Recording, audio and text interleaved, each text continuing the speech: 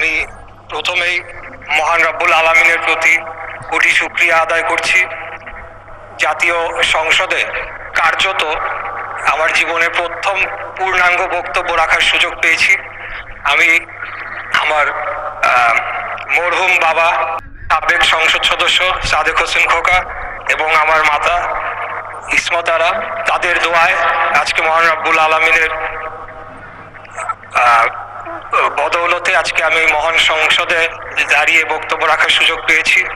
আমি গভীর শ্রদ্ধা ভরে স্মরণ করছি জাতির শ্রেষ্ঠ সন্তান 1971 সালের মহান মুক্তিযুদ্ধে সকল শহীদ এবং বীর মুক্তিযোদ্ধাদের, এবং আরো স্মরণ করছি বিগত 24 সালে জুলাই আগস্ট গণ অভ্যুত্থানে সকলে যারা শহীদ হয়েছেন, যারা আহত হয়েছেন, যারা পঙ্গুত্ব বরণ করেছেন, তাদের সকলকে স্মরণ করছি।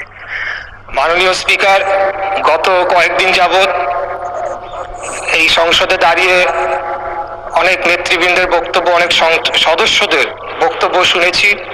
তাই ক্ষণে ক্ষণে প্রতিটি মুহূর্তে প্রত্যেকটি বক্তার পরেই আমার বক্তব্য অনেকখানি পরিবর্তন করতে হচ্ছে।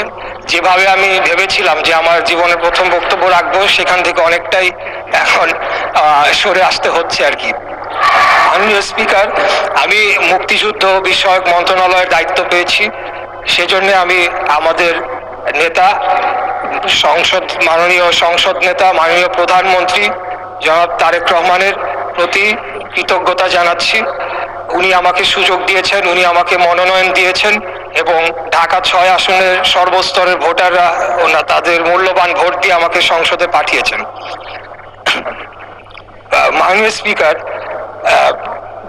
আমরা দেখেছি যে 2009 সালে একটি 1/11 ষড়যন্ত্রের মাধ্যমে যে সরকারটি এসেছিল, সেই সরকার তারা মুক্তিযুদ্ধের চেতনাকে বিক্রি করে পদে পদে তারা ফায়দা লুটেছে, জনগণের অধিকারকে হরণ করেছে এবং 2011 সালের 30শে জুন তারা তত্ত্বাবধায়ক সরকার ব্যবস্থা অন্যায়ভাবে বাতিল করে একটি কার্যত একদলীয় শাসন ব্যবস্থার দিকে বাংলাদেশকে নিয়ে গিয়েছিল এবং সেটিকে তারা তাদের অবৈধ ক্ষমতাকে দীর্ঘায়িত করার জন্য তারা গুম, খুন, ধর্ষণ সহ এমন কোনো অপরাধ নেই যেটি তারা করেন নাই। আমরা তখন থেকেই দেশনেত্রী মরহুমা বেগম খালেদা জিয়ার নেতৃত্বে গণতন্ত্র পুনরুদ্ধারের আন্দোলন আমরা তখন থেকেই করে আসছি এবং সর্বশেষ 2024 সালে আমাদের নেতা আজকের মাননীয় প্রধানমন্ত্রী, ওনার নেতৃত্বেই আমরা আন্দোলন সংগ্রাম লড়াইয়ের মাধ্যমে বাংলাদেশে আবার গণতন্ত্র প্রতিষ্ঠার সুযোগ পেয়েছি।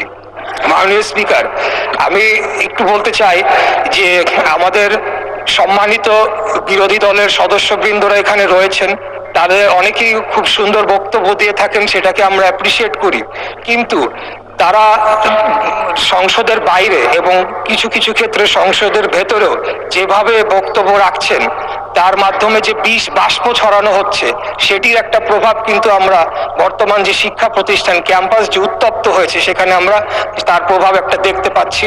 সেখানে বিভিন্ন জায়গায় তাদের ছাত্র সংগঠনের যারা রয়েছেন তাদের সাথে বিভিন্ন সংঘর্ষের ঘটনা ঘটছে, অনেকেই সেখানে আহত হয়েছেন এবং নানা ধরনের একটা অস্থিরতা বিরাজ করছে।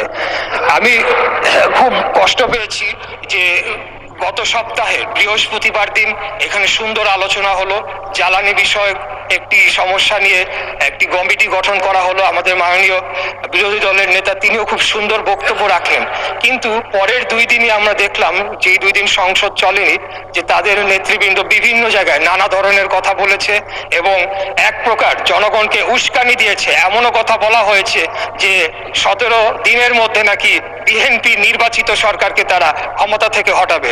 তা আমি আপনার মাধ্যমে এই সংসদ এবং জাতি যারা সকলেই লাইভ টেলিকাস্ট হচ্ছে, সকলেই দেখছে, আমি তাদের উদ্দেশ্যে বলতে চাই যে 2008 সালের নির্বাচনের মাধ্যমে এই সরকার ক্ষমতায় আসে নাই, 14, 18, 24-এর মাধ্যমেও এই সরকার ক্ষমতায় আসে নাই।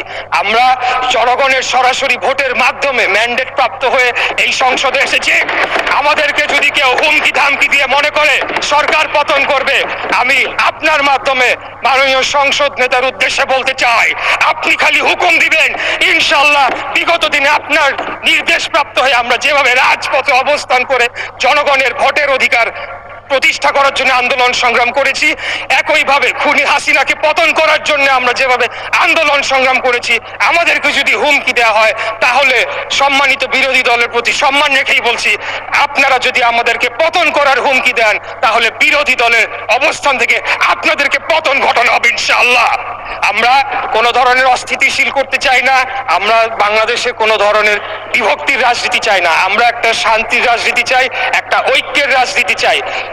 আমরা যদি বিগত 24 সালে যারা শহীদ হয়েছেন তাদের প্রতি যদি আমরা সম্মান প্রদর্শন করতে চাই তাহলে আমাদেরকে একে অপরের প্রতি সম্মান প্রদর্শন করতে হবে এবং সকলে মিলেমিশেই আগামী দিনে বাংলাদেশকে পরিচালনা করতে হবে। আপনারা হয়তো ভুলে যাচ্ছে, আমাদের সম্মানিত বিরোধী দল হয়তো ভুলে যাচ্ছে, এই যে সংঘাত, এই যে একটা অস্থিতিশীল পরিবেশ তারা তৈরি করার চেষ্টা করছে, তার মধ্যে লাভবান কারা হচ্ছে মাননীয় স্পিকার? তার মাধ্যমে লাভবান একমাত্র ফ্যাসিবাদের যারা দোসর, যারা পলাতক রয়েছে তারাই লাভবান হবে। আর তারা যদি আবার কোনোভাবে বাংলাদেশে ফেরত আসে তাহলে কি অবস্থা করবে যারা তাদের বিরুদ্ধে আন্দোলন করেছে, লড়াই করেছে, সেটা আমি আপনার মাধ্যমে আমি প্রশ্ন রাখতে চাই। তাই আমি আর যেহেতু সময় সংক্ষিপ্ত, সময় বাড়ানোর আবেদনও করব না। ইনশাল্লাহ 5 বছরের জন্য নির্বাচিত হয়েছি, আরো সুযোগ পাবে কথা বলার, ইনশাল্লাহ কথা বলে যাব। তাই আপনার মাধ্যমে আমি আবারও ঐক্যের আহ্বান জানাচ্ছি, শান্তির আহ্বান জানাচ্ছি এবং পরস্পরের প্রতি একটা শ্রদ্ধার মাধ্যমে আপনারা একটা সম্মান বজায় রাখবেন এবং একে অপরকে হেয় প্রতিপন্ন করার মাধ্যমে যে একটা অপসংস্কৃতি চালু হয়েছিল বিগত খুনি স্বৈরাচারী ফ্যাসিবাদী হাসিনার আমলে, সেখান থেকে যাতে আমরা বের হয়ে এসে আগামী দিনে একটা ঐক্যের রাজনীতি প্রতিষ্ঠা করতে পারি, সেই আহ্বান জানিয়ে আমার বক্তব্য এখানে শেষ করছি। খোদাফেজ। বাংলাদেশ জিন্দাবাদ। বাংলাদেশ জাতীয়তা